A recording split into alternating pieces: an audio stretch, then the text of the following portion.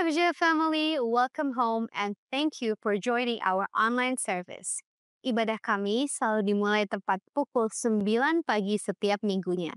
Jadi, pastikan Anda sudah subscribe ke channel YouTube kami dan aktifkan notifikasinya. IFGF adalah gereja yang berpusat pada pemuritan. Our mission is to help people to connect with God and make disciples. IFGF memiliki beberapa discipleship center yang terletak di sekitar wilayah Jabodetabek. Untuk wilayah Jakarta, kami ada di Balai Sarbini, Lipo Mall, Nusantara. Untuk wilayah Tangerang, di Dome of Harvest, Lipo Karawaci. Dan untuk beberapa lokasi lainnya ada di Bogor dan juga di Bekasi. IFGF memiliki komunitas sel yang berbasis online. Jadi dimanapun Anda bergabung, you too can have a community to do life together. Di IFGF kami menyebutnya I care, dan jika Anda mencari ruang untuk berbagi kehidupan dan bertumbuh bersama-sama, I care bisa jadi jawabannya. Info lengkap bisa Anda dapatkan di link dari kami, dan link dari ini bisa Anda temukan di kolom deskripsi YouTube IFGF Jakarta atau di bio Instagram kami @IFGF-Jakarta. Bagi Anda yang mau memberikan persembahan kepada Tuhan melalui IFGF, berikut adalah info tentang cara memberikan beserta dengan QR Code yang langsung terhubung dengan rekening gereja kami. Kami berdoa semoga firman hari ini bisa menjadi sumber kekuatan bagi perjalanan iman Anda. God bless you, church. Kita masih dalam tema Get Change, yaitu tema perubahan. Ini udah almost hampir di pada akhir. So, Get Change. Minggu pertama saya berbicara mengenai dirubahkan oleh siapa. Apakah kita mau dirubahkan oleh firman Tuhan atau kita mau dirubahkan oleh keadaan. Walaupun perlu kita ketahui, daging kita itu memang maunya tanpa kita sadari condong kepada kondisi yang menggurui kita. Dan pada saat kondisi yang menggurui kita, it's not nice, nggak baik. Bukannya nggak baik, nggak enak bahasanya. Minggu kedua, Pastor Jimmy berbicara mengenai into his agenda. Bagaimana bangsa Israel menggunakan jimat Tuhan, tabut Allah yang begitu melambangkan hadirat dan pribadi Allah dijadikan jimat untuk agenda mereka. Tapi Pastor Jimmy mengingatkan kita bahwa agenda Tuhan, ATM ya, agenda Tuhan mulia. Bahwa pada saat kita menyelaraskan diri untuk agenda Tuhan, that's when things start to fall into place. Itu saatnya keselarasan dalam hidup kita akan terjadi. Pastor Josh berbicara mengenai back to basic, yaitu setelah semrawut, setelah apa yang terjadi di bangsa Israel dan juga Filistin, peperangan terjadi, kita lihat bagaimana tabut Allah itu bukan jimat, tapi tabut Allah itu adalah hadirat Tuhan yang memang menyatakan bahwa kerinduan Tuhan yaitu berada di tengah-tengah umatnya, at the center. Minggu ini kita akan berbicara mengenai get change, give with reverence. Kata menghormati, mengagumi.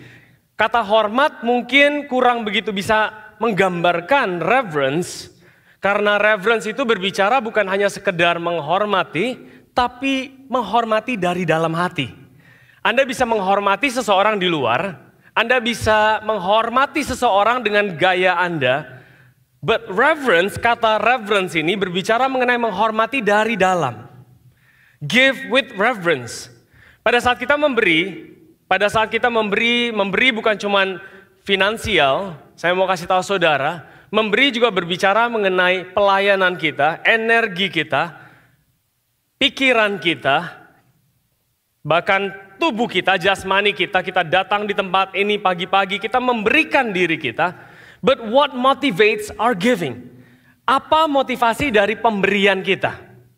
Ya, apa yang memotivasi kita dalam memberi? Berjalan dalam 2-3 bulan terakhir ini, mungkin banyak relatif ya. Ada beberapa orang bertanya saya seperti ini. Pastor, in IFGF Jakarta, saya bisa bantu apa? Saya bisa bantu apa? Not that saya nggak menghargai hati yang siap untuk membantu. But for that person's sake, untuk orang tersebut, saya nggak suka jawab pertanyaan itu. What can I help? Karena kalau saya mau jawab, ada 1000 hal yang Anda bisa bantu. Gitu. Dan give it 70 years, berikan 70-100 tahun kemudian, needs itu juga mungkin tetap ada. Pertanyaan yang saya suka tanya balik adalah, what is in your heart? Berbagai hal yang bisa diperbaiki di tempat ini.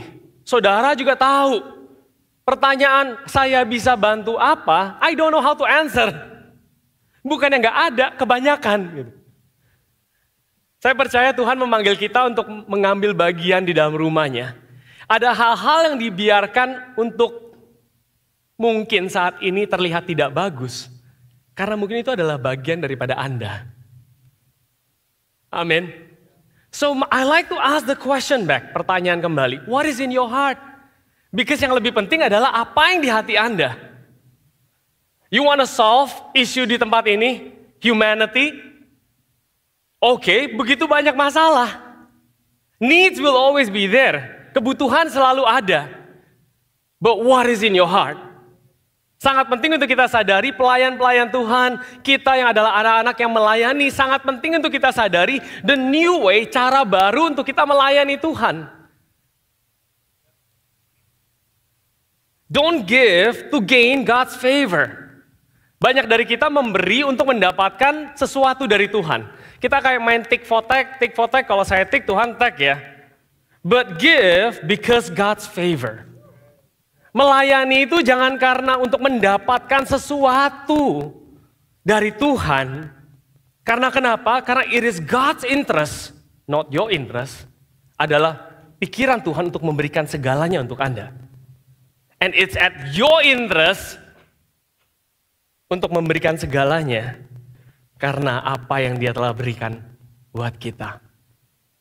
Kita akan masuk ke ayatnya. 1 Samuel 6 ayat 1-5. Kita akan baca bersama-sama dan saya akan baca nanti di poin kedua ayat 8-9. 1 Samuel 6 ayat 1-5 dikatakan setelah 7 bulan lamanya tabut Tuhan itu ada di daerah orang Filistin. Maka orang Filistin itu memanggil para imam dan para petenung. Lalu berkata kepada mereka, apakah yang harus kami lakukan dengan tabut Tuhan itu? Beritahukanlah kepada kami bagaimana kami harus mengantarnya kembali ke tempatnya. Kamu mengantarnya dengan tangan hampa. Melainkan haruslah kamu membayar tebusan salah, guilt offering kepadanya. Maka kamu akan menjadi sembuh dan kamu akan mengetahui mengapa tangannya tidak undur daripadamu. Sedikit background daripada cerita ini, mungkin Pastor Josh juga sudah mengungkapkan 1 Samuel 4 ayat 6 ini, bagaimana, dan Pastor Jimmy juga sudah mengungkapkan bagaimana ceritanya tabut ini kemudian ada di Filistin, ada di tanah Filistin, dan tabut ini mendatangkan malapetaka yang luar biasa. So, kalau kita berpikir bahwa tabut Tuhan adalah jimat buat kepentingan saya, this is the proof. 1 Samuel 5, 11, 12, Tuhan berkehendak bukan untuk memenangkan Filistin. So it's not about, bukan berarti tabutnya di situ kemudian dia bisa menang. Tapi di situ dikatakan sebab di seluruh kota itu, kota orang Filistin, kegemparan maut, tangan Allah menekan orang-orang di sana dengan sangat berat. Orang-orang yang tidak mati dihajar dengan borok-borok. So God is not a genie in a bottle. Yang usap lu bawa kemana buat kepentingan lu. Amin. Kita perlu ketahui itu. Sesudah itu bertanyalah mereka, ayat 4-5. Apakah tebusan salah yang harus kami bayar kepadanya? Jawab mereka. Menurut jumlah raja-raja kota orang Filistin, 5 borok emas dan 5 tikus emas. Sebab tulah yang sama menimpa kamu sekalian dan raja-raja kotamu. Jadi buatlah gambar borok-borokmu dan gambar tikus yang merusak tanahmu, ya. Dikasih borok-borok emas yang karena mereka mengalami borok-borok tersebut, bentuknya nggak tahu kayak gimana. Gambar tikus yang merusak tanahmu, dan sampaikanlah hormatmu kepada Allah Israel. Mungkin ia akan mengangkat daripada Allahmu dan daripada tanahmu tangannya yang menekan dengan berat. Saudara perlu ketahui, seringkali kita melakukan hal yang di luar, niatnya memang kita mau menghormati Tuhan. Tapi kita melakukan dengan cara yang salah. Dan bukan dengan cara yang salah, dengan hati yang salah. Intinya dia cuma mau apa? Dia cuma mau nyogok Tuhan. Orang Filistin ini mau nyogok Tuhan untuk menghentikan apa yang terjadi di tanah mereka. Dan bukan cuma itu, caranya harusnya kalau dia tahu ini adalah Allah Israel, dia nanyanya ke orang Israel. Tapi ini orang nanyanya ke petenung. It's weird. Bagaimana seseorang bisa dihormati? Bagaimana Anda tahu bahwa saya ini bagaimana untuk menghormati saya? Kalau menghormati saya sama menghormati istri saya, itu caranya beda. Menghormati saya kalau Anda kirim bubble tea, boba, tahu boba? Itu nggak menghormati saya. Itu saya bingung Anda ngapain. Tapi kalau menghormati istri saya, tapi jangan kirim ya. Lagi diet. But cara menghormati orang itu berbeda-beda. Kalau kita cukup mengenal orang tersebut, ada cara penghormatan yang general. Yang penting kirim aja deh, gue hormatin. Tapi sangat intimate pada saat kita tahu apa sih hal yang membuat dia merasa bahwa saya menghormati dia. My way and my wife's way is definitely different.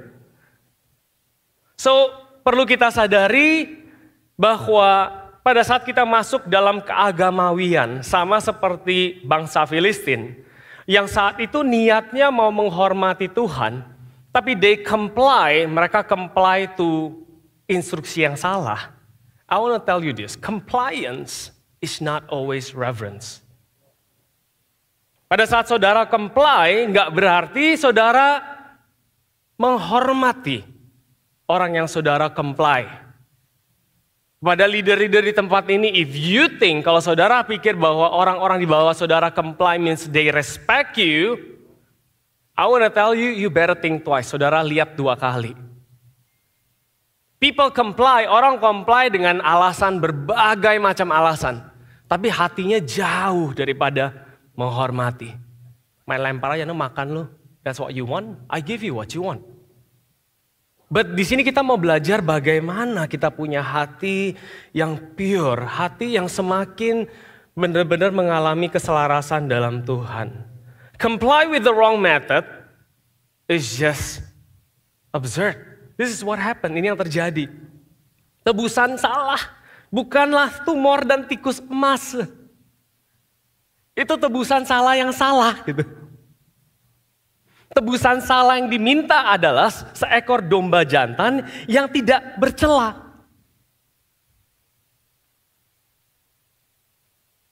Imamat 5 dan 6 saudara bisa baca, tebusan salah yang dibutuhkan adalah domba jantan yang tidak bercelah.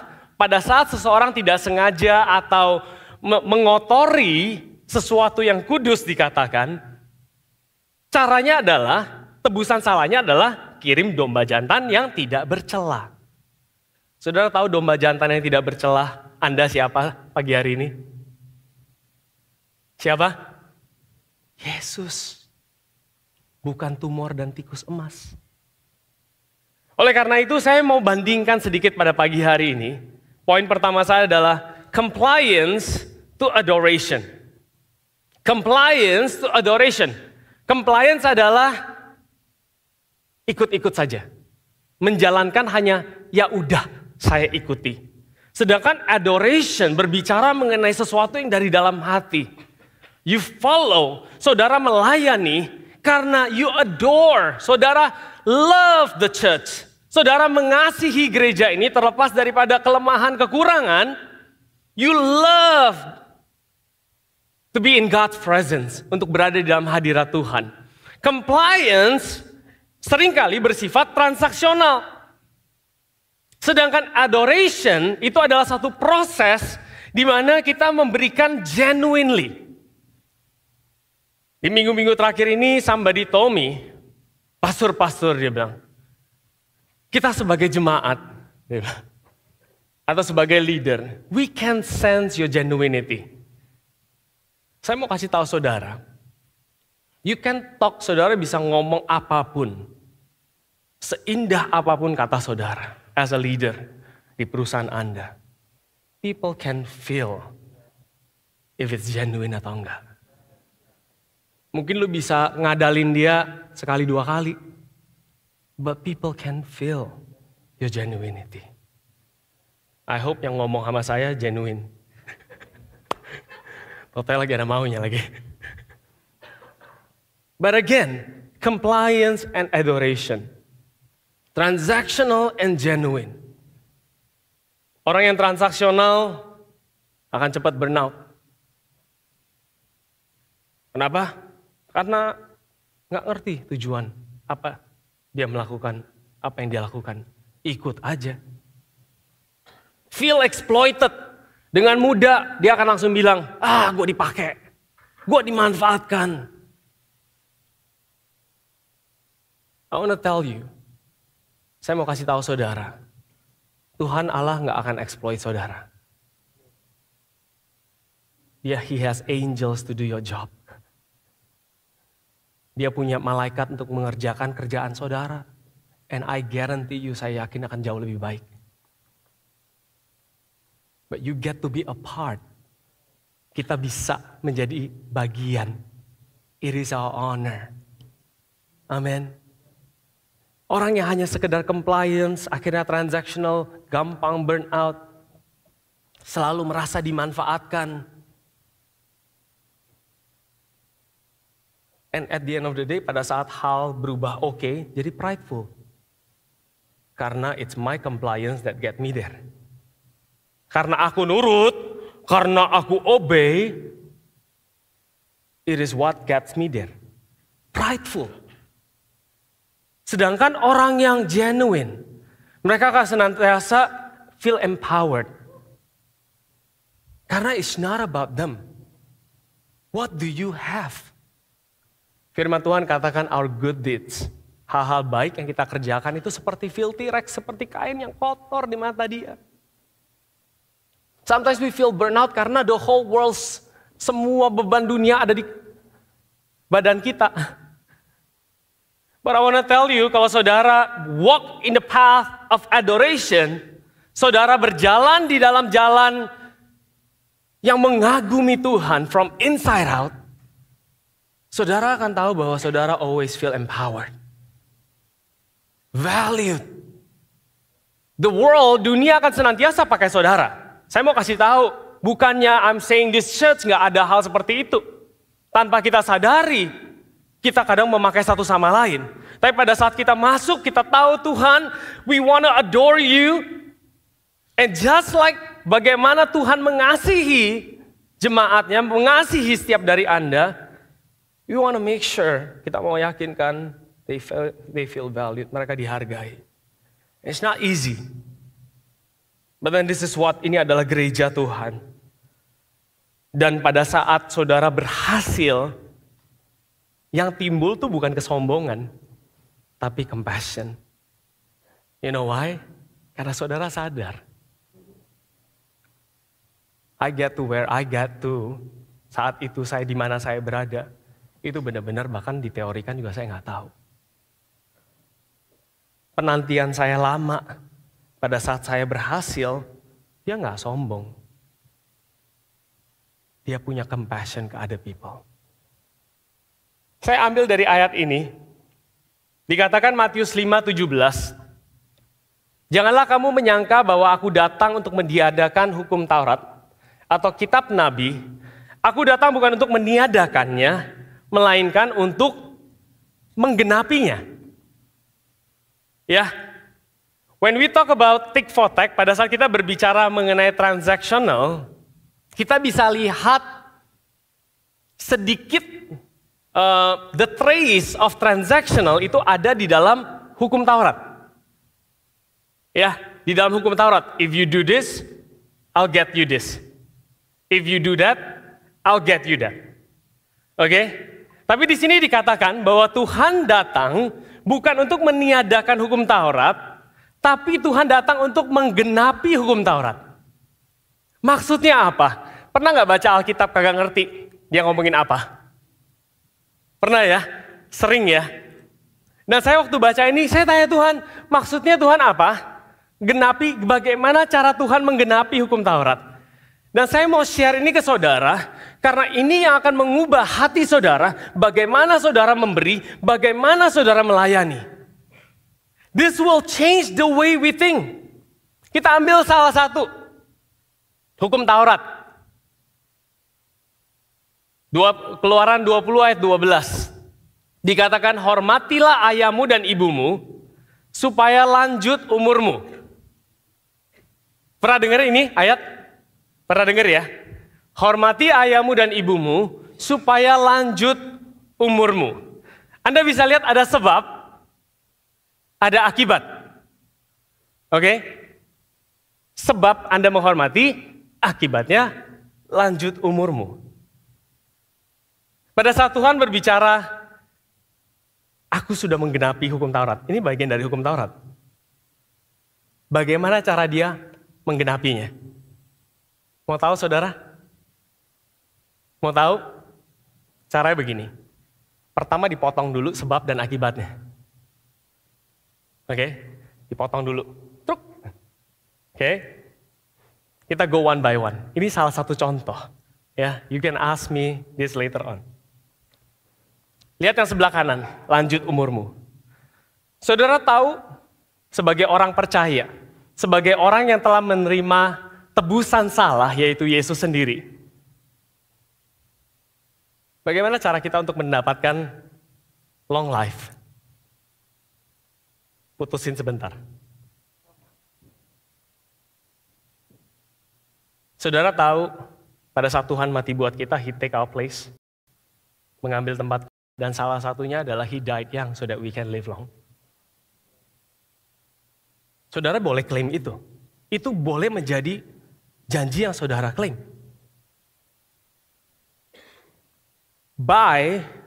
Apa yang menyebabkan kita bisa hidup panjang, long life, itu adalah karena Tuhan mengorbankan dirinya. He died young so that we can live long. Terus buat apa aku lanjut umur? Every day of my life, if I have long life, bukan buat seenak-enaknya, untuk memuliakan Kristus. For Christ. Dan in between, di tengah-tengahnya, apa yang kita akan lakukan pada saat kita punya umur yang panjang? Kita jalan dalam Dia, kita jalan bersama Dia, kita jalan melalui Dia. In Him, with Him, through Him. For it is by Him, oleh karena Dia kita bisa hidup panjang. Dan dalam kehidupan panjang itu kita hidup di dalam Dia, bersama dengan Dia, melalui Dia, untuk kemuliaan Dia. Pertanyaan berikutnya, perlukah kita menghormati ayah dan ibu kalau sudah dapat lanjut umurnya? Tadinya kan gara-gara mau hidup panjang, makanya menghormati. Diputusin dulu, tek. Pertanyaannya, apa yang memberikan kita, what is the source, sumber daripada kita menghormati ayah ibu kita? Takut umur pendek? Kalau by law, by take for take, takut umur pendek, makanya lu hormatin. Dan I want to tell you, Anda bisa menghormati dari luar, tapi dari dalam tuh, ada cerita seorang anak nakal. Dia disuruh duduk sama sama papanya. Terus abis itu akhirnya papa dengan mata yang melotot suruh anak kamu duduk sebelah. Terus abis itu anaknya yang tadi lari-lari dia duduk. Pluk. Terus temennya sebelahnya tanya, wah lu nurut juga ya? I know you don't want to sit down. Dia bilang gini sama temennya, you know, outwardly I'm sitting down. In my mind, I'm actually lagi running around. Gue lagi lari-lari. Outwardly, di luar gue duduk. Tapi di dalam, gue lagi lari-lari. I don't care about my dad. You know? Apakah kita perlu menghormati ayah dan ibu kita? Di fulfill nih, sudah digenapi. Tuhan bilang apa? Bukan cuma menghormati, dikatakan mengasihi. Anything that you do, apa yang kita lakukan kalau nggak ada kasih, itu seperti gong yang sakit kuping kalau didengerin. Love your parents. Caranya gimana? By His love. Kalau saudara berjalan dalam iman, seberapa nyebelinnya bapak emak lu? Ya, saya juga tahu, saya kadang-kadang nyebelin buat anak saya. Ngatur-ngatur. But you know what I believe? The capacity to love itu ada dalam kita karena Yesus ada dalam kita. Tapi bukan cuma menghormati. Kita perlu sadar the empowerment to love itu datangnya dari Tuhan. For it is by Him. Untuk apa saya menghormati ibu saya dan ayah saya? Untuk kemuliaan Tuhan. Bagaimana caranya saya melakukan itu? In with through. Di dalam Dia, dengan kekuatan Dia, bersama dengan Dia, walaupun kadang-kadang nyebelin, and through, melalui Dia.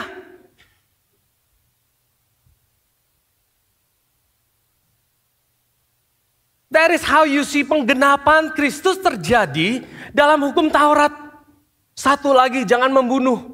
Banyak orang gak membunuh karena gak punya kesempatan.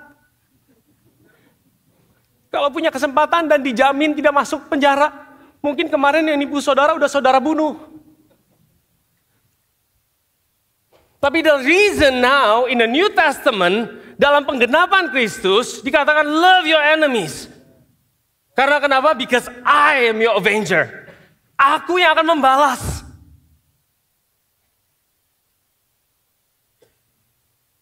Love your enemy because that's the best thing you want to do. Seseorang yang tidak mengampuni itu merusak dirinya. Saya suka cerita orang yang nggak ngampuni orang lain. Misalnya Anda lagi jalan terus diludahin tut gitu. Terus Anda merasa tersinggung, Anda simpan, bisa dibilang simpan ludahnya di kantong Anda. Sakit hatinya disimpan, gue inget-inget ludah lu. Ini ya, kunci. Gue inget-inget. Tau gak yang ludahin 10 tahun kemudian. Anda datang, saya ampuni Anda. Dia bilang, apaan? Yang rugi itu Anda. Yang bau ludah jadinya Anda. Yang pegang jeruk busuk Anda. Give with reverence flows with knowing that we give by, dari Dia, dalam Dia, bersama dengan Dia, melalui Dia, untuk Dia. Give with reverence. Memberi dengan penghormatan, mengalir dengan mengetahui, oleh, dalam, dengan, melalui, dan untuk Dia. Bahasa dewanya, bahasa teologinya, the preeminence of Christ. Bahasa dewanya. Kalau kita nggak mau yang dewa-dewa, lupakan saja apa yang saya katakan. Tapi dari Dia, in Him, dalam Dia, dengan Dia, melalui, dan untuk Dia. Poin yang kedua, testing to trusting. 1 Samuel 6 ayat 9 dikatakan, perhatikanlah, apabila tabut itu mengambil jalan di daerahnya ke Bet-Semes, maka dialah itu yang telah mendatangkan malapetaka yang hebat ini kepada kita. Dan jika tidak, maka kita mengetahui bahwa bukanlah tangannya yang telah menimpa kita. Kebetulan saja hal itu terjadi kepada kita. So di sini kita lihat orang yang nggak diubahkan, mempunyai kekaguman dari dalam sama Tuhan, itu orangnya suka ngetes Tuhan gitu. Test so that they can trust. Mereka suka mengetes so that they can trust. Mereka menguji Tuhan dengan apa yang mereka persembahkan. Gua kasih ini, dapatnya apa ya gitu. Gua melayani ini, dapatnya apa ya. I wanna tell you, lu gitu terus jadi burn out beneran. Mendingan don't do anything. Dapat ini, dapat apa ya? Liatin terus, dipantengin terus. Itu kayak tau nggak? Sapi lagi makan rumput, minum air, kita tungguin di samping. Kapan susunya keluar? Kapan susunya keluar? Dan mau persis yang air dan rumput tersebut yang keluar, bukan yang kemarin sore loh, maunya yang ini. Kapan keluar? Testing to trust. Testing so they can trust. Ayat 10 dikatakan, bawalah seluruh persembahan itu ke dalam rumah pembendaharaan, supaya ada persediaan makanan di rumahku, dan ujilah aku. Firman Tuhan semesta alam, apakah aku tidak membukakan bagimu tingkap-tingkap langit dan mencurahkan berkat kepadamu sampai berkelimpahan. I want to tell you this, ayat ini adalah satu-satunya ayat di mana Tuhan mengizinkan dirinya untuk dites. Sepertinya kita berpikir bahwa, oh benar-benar Tuhan mau dites. Kalau saudara baca ayatnya, that's not what it says. It basically says, if you trust me, kalau Anda percaya saya, you will see. Ya, kan di sini katakan, bawalah seluruh persembahan perpuluhan itu ke dalam rumah pembendaharaan, bawa dulu. That's a form of trust. Trust and you will see. Trust, tes yang Yesus katakan adalah karena it's based on trust. Dia bilang, lu akan lihat.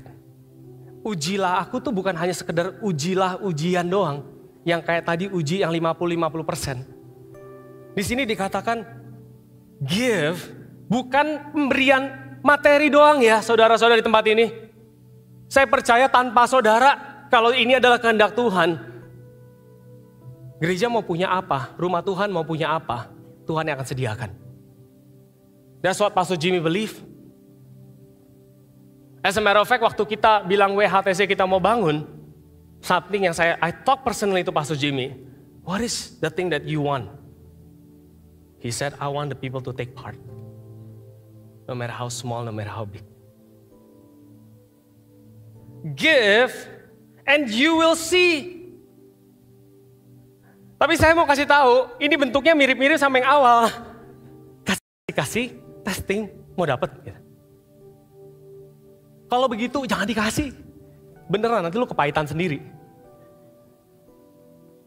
Jangan ngasih. Tuhan gak mau saudara kepahitan. Karena saya mau ngasih dapatnya B. Saya mau kasih A dapatnya B. Mau kasih A dapatnya B. Kepahitan beneran. Trust and you will see. Give and you will see. If you don't have that trust, jangan coba-coba ngasih buat ngetes-ngetes. Setelah Yesus, pemberian kita kepada Tuhan dari tit for tat, dari gua ngasih biar gua sembuh, gua ngasih biar gua dilindungi, biar belalang pelahap nggak nongol, berubah. Pemberian kita kepada Tuhan berubah menjadi sebuah respon kekaguman dan kepercayaan, adoration and trust. And bukan sekedar aturan yang harus ditaati, tapi it's an adoration. God, I worship you. Tuhan, aku menyembah Engkau. For it is by you, oleh karena Engkau, in you, di dalam Engkau, with you, bersama dengan Engkau, through you, melalui Engkau, and for you. Pemberian kita with style. Ada stylenya. Karena sudah dibayar mahal oleh Tuhan. Jangan memberi kayak ngetip. Pikir gereja ngemis. Give with style. Christian style. Amin. Berubah menjadi kekaguman dan kepercayaan. Let's get change. Gereja Tuhan di tempat ini. Bagaimana kita bisa bertumbuh dalam kekaguman kita sama Tuhan. Bagaimana kita bisa tumbuh dalam kepercayaan kita sama Tuhan. Bodoh kali Pak Surya, lu ngajar begitu. Bukannya harusnya kita nyari cuan mulu gitu. Ngapain? 1 Korintus 1 ayat 18 dikatakan, sebab pemberitaan tentang salib memang adalah kebodohan bagi mereka yang binasa. Tetapi bagi kita yang diselamatkan, buat kita yang tahu that it is by Him, in Him, with Him, through Him, and for Him. Pemberitaan itu, salib adalah kekuatan Allah bagi kita. You will see your breakthrough. Saudara akan lihat terobosan yang saudara ingini. Because of this reverence, adoration, and trust. Trust and you will see. Percaya dan engkau akan melihat. Amin. Jemaat di tempat ini jangan takut kalau orang bilang, lu gak ngasih, pikir aku kutuk. Suruh dia baca Alkitab. Kutuknya sudah ada. Tapi aku memberi. Yes, aku memberi. Karena aku mau memuliakan Tuhan. Bukan takut dikutuk. Kutuknya sudah kelar. Aku memberi untuk memuliakan Tuhan. Beri kemuliaan buat Tuhan kita. Mari kita bangkit berdiri bersama-sama.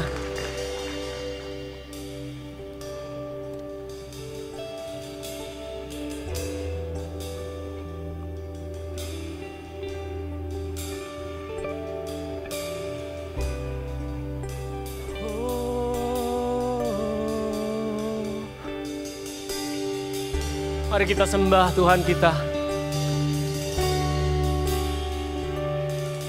Ku bawa kepadamu, oh Tuhan. Ini kami Tuhan. Persembahanku ini. Ku ingin Engkau menerima korban syukurku In Christ. melalui pujian. Takkan pernah ku bawa selain yang terbaik. Here we are, God. Ini kami Tuhan. Dan sejati di hadapan tatamu, Yesusku, terimalah korban syukurku ini yang mengalir di hatiku sebagai penyembahanku. Mari angkat tangan kita sama-sama. Takkan pernah ku bawa selain yang terbaik, yang harum dan sejati di hadapan tatamu, Yesusku, terimalah korban syukurku ini yang mengalir di hatiku sebagai penyembahanku. Takkan pernah ku bawa selain yang terbaik, yang harum dan sejati di hadapan tatamu, Yesusku, terimalah korban syukurku ini yang mengalir di hatiku. Iman sebagai penyembahanku.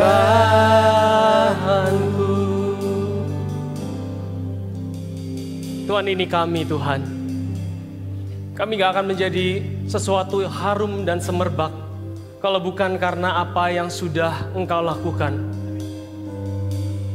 Korban, yaitu anakmu sendiri, yang melepaskan kita gak lagi berada di bawah belenggu hukum Taurat. Kami bisa melakukan hukum Taurat itu bukan meniadakan, tapi kami bisa melakukannya dengan kekuatan yang daripada Engkau sendiri. Untuk kemuliaan nama-Mu Tuhan. Tuhan, aku berdoa untuk setiap jemaat di IFJF Jakarta dan juga yang hadir secara online. Tuhan, aku berdoa Tuhan, Engkau tingkatkan iman dalam kehidupan mereka. Pada saat mereka membaca firman-Mu, pada saat mereka bersekutu dengan Engkau. Tuhan, aku berdoa mereka benar-benar bisa mengalami kebebasan. If the Son has made you free, kalau anaknya sudah membebaskan saudara, you are free indeed. Dan apa yang kami akan lakukan sebagai orang bebas adalah mengandalkan Engkau, berjalan bersama dengan Engkau, dan memutuskan itu untuk kemuliaan Engkau.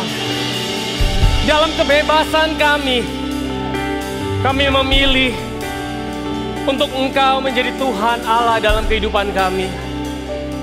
Tuhan, aku berdoa biar setiap pemberian di tempat ini, setiap pelayanan di tempat ini, Tuhan, aku berdoa, a church is a place for everyone to serve. Di tempat ini Tuhan, kami akan melihat orang-orang melayani-Mu daripada kepenuhan. Dan sekali lagi, bukan yang gak ada masalah di rumah, bukan yang gak ada masalah di luar, tapi mereka sadar, mereka tahu, mereka jalan sama Tuhan. Tuhan, aku berdoa saat ini di dalam nama Tuhan Yesus. Di dalam nama Tuhan Yesus. Mari angkat tangan kita bersama-sama, kita akan akhiri our Sunday service pada pagi hari ini. Tuhan, Kau melihat setiap tangan yang ingin terangkat. In the name of Jesus, diberkatilah mereka pada saat mereka keluar, diberkatilah pada saat mereka masuk. Diberkatilah lumbung-lumbung mereka. Mereka akan menjadi kepala dan bukan menjadi ekor. Mereka akan dihormati bangsa-bangsa. Bukan hanya karena karya tangan mereka, tapi karena Yesus nyata dalam mereka. Tuhan, aku berdoa Tuhan, Engkau berikan arahan, Engkau berikan hikmat di dalam pergumulan yang sedang mereka jalani. Tuhan, aku berdoa selalu ada jalan keluar. Dan orang yang percaya, orang yang menanti-nantikan Tuhan, terimalah kekuatan yang baru yang daripada Tuhan. Di dalam nama Tuhan Yesus, setiap dari kita yang percaya sama-sama kita katakan, amin, amin, amin. Happy Sunday, God bless you.